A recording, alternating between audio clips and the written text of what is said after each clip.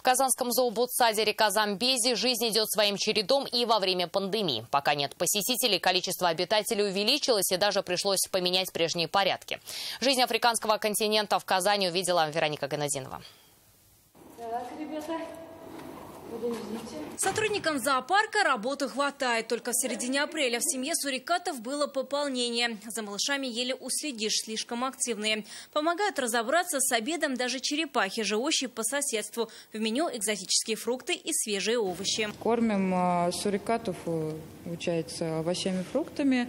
И то есть плюс каждый день они получают или крыс, или насекомых.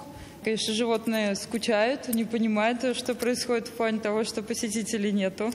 Красавица, красавица, ты красавица. Животные чувствуют себя хорошо, говорят, в зообудсаде, только вот привыкают к отсутствию посетителей. Второй месяц к ним не заглядывают гости. Львы играют только на радость самим себе. Девочки хорошие. А вот гиены, похоже, рады такому режиму самоизоляции. Пока зоопарк без посетителей, их выпускают из клеток на открытый воздух. Однако из-за ограничений пришлось отложить переезд в Казань африканских жирафов. Должны были привезти жирафов, но поскольку карантин, самоизоляция, мы очень надеемся, что эти сроки, если и отложатся на какое-то время, то все-таки все будет в свое время, и животные к нам поступят.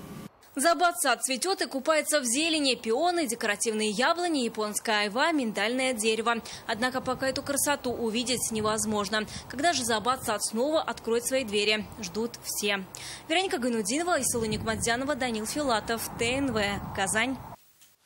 На Татарстан сегодня обрушился обильный град. Буинск, Алькеево, Кукмар, Балтаси. Видео распространилось в соцсетях. Так и в ближайшие дни, по прогнозам синоптиков, ожидается порывистый ветер с сильным дождем и грозами. Сейчас республика под влиянием циклона. Дачников просят заранее побеспокоиться о сохранности будущего урожая.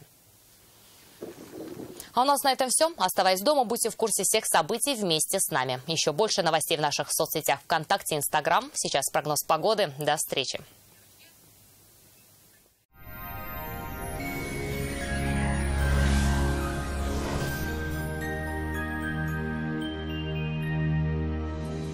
Здравствуйте! Время прогноза погоды на ТНВ. В студии София Егорова. Информация от спонсора выпуска. Квартиры от Акбарсдом. Дом там, где мы. Получи кэшбэк до 5%. Купи квартиру выгодно. Подробности по телефону в Казани 295 4 семерки. И на сайте akbars-dom.ru. Купи квартиру онлайн от Акбарсдом. Дом там, где мы. Телефон в Казани 295 4 семерки. Погодные условия в республике не радуют. Холодный атмосферный фронт остудил воздух. Повсеместно наблюдаются дожди. По данным сервиса Яндекс.Погода, в Бугульме, Бавлах и Азнакаево также будет облачно. С утра и всю ночь ожидаются осадки. Днем до +6. В Набережных Челнах, Нижнекамске и Елабуге пройдут дожди. Днем +11-12 градусов. Станет прохладнее в Агрызе, Менделеевске и Актаныше. Ожидается облачная погода с дождем. Температурный фон на несколько градусов станет ниже в Арске, Кукмаре и Балтаси. До +10. Будет облачно, пройдут дожди. Прохладно для этих дней мая в Болгаре, Дрожжином и Буинске. Днем до +12. Повсеместно ожидаются дожди. И довольно скромные температуры в Альметьевске, Чистополе и Мамадыше. До +10. Ожидается облачная погода с дождем.